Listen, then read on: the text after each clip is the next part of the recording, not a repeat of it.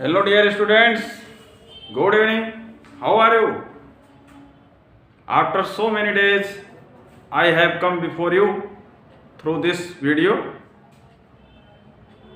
Today's topic is some important idioms or phrases. It is very important for your examination. Idioms और phrases जो आज का topic है वो आपके लिए महत्वपूर्ण है। आज बहुत कम समय के लिए ओनली 5 इडियम्स और फ्रेज आपके सामने प्रेजेंट किए जा रहे हैं। उसे आप बहुत ध्यान से सुनेंगे, देखेंगे तो निश्चित रूप से वो समझ में आएगा और ये इम्पोर्टेंट आपकी परीक्षा के लिए माना जा रहा है। जैसा कि पहला है लीप्स एंड बाउंड्स। अब सबसे पहले आपको जानना होगा कि लीप्स एंड बाउंड्स का मतलब क्या होता है। What is the meaning of leaps and bounds? Leaps and bounds का अर्थ होता है दिन दूनी रात चौगुनी। इसका मतलब बहुत तेज स्पीड। इसका मतलब at a fast pace, at a fast pace अर्थात बहुत तेज गति से। दिन दूनी रात चौगुनी का मतलब fast speed, at a fast pace अर्थात कोई कार्य बहुत तेज गति से हो रहा हो, उसके लिए इस इडियम्स का प्रयोग होगा लीप्स एंड बाउंड्स का।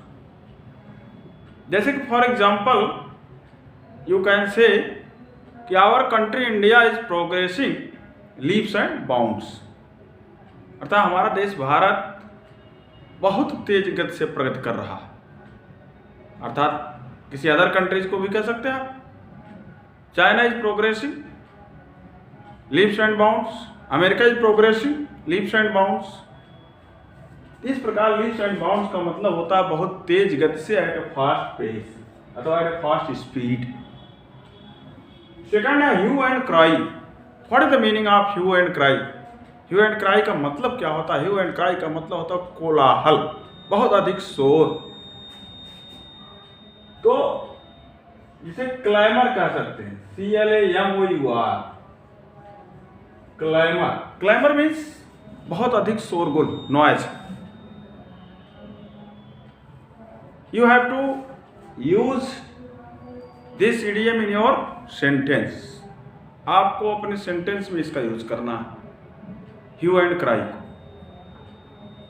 तो एग्जाम्पल के लिए आप कह सकते हैं कि seeing the snake in the classroom students make अथवा made a hue and cry.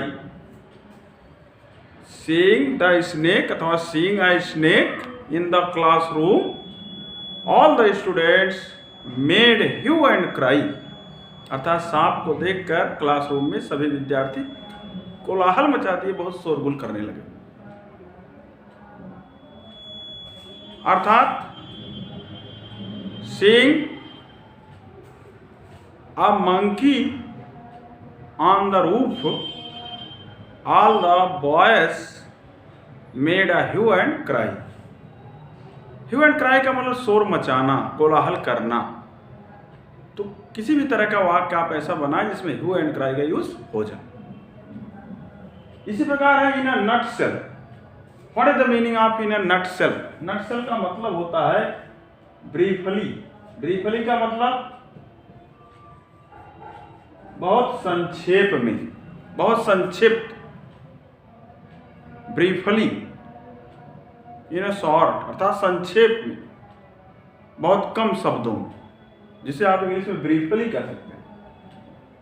Now you have to use this idiom in your sentence. आपको अपने सेंटेंस में इसे यूज करना है, इन नटसेल को, जिसका अर्थ होता है संक्षेप में।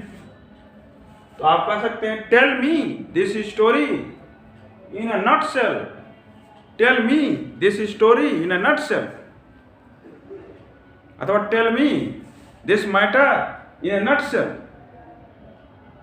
इस प्रकार आप इस नटशेल का प्रयोग कर सकते हैं, in a nutshell. Listen to me again. In a nutshell का मतलब ब्रीफली, संक्षेप में।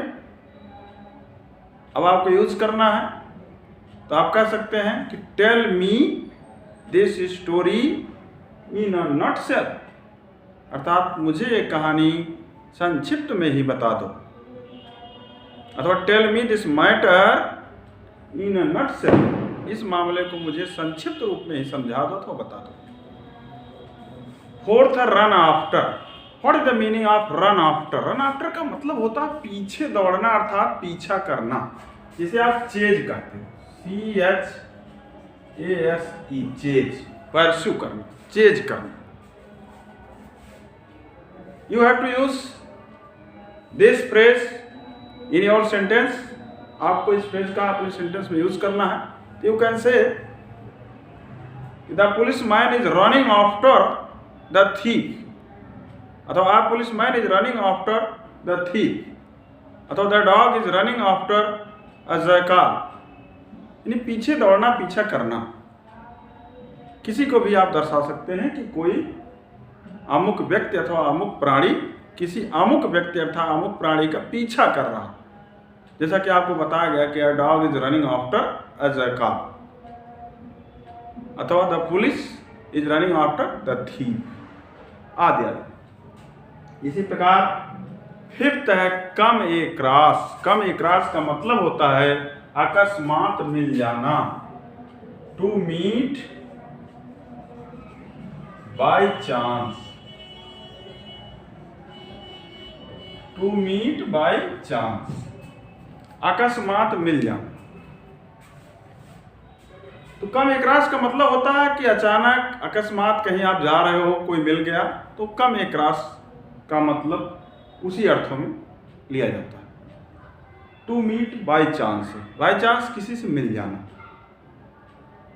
जैसे my friend came across me yesterday, my friend came across me yesterday, यानी मेरा दोस्त कल मुझसे अकस्मात मिल गया। My class teacher came across me yesterday in the city. इसी प्रकार कोई भी वाक्य आप बना सकते हो।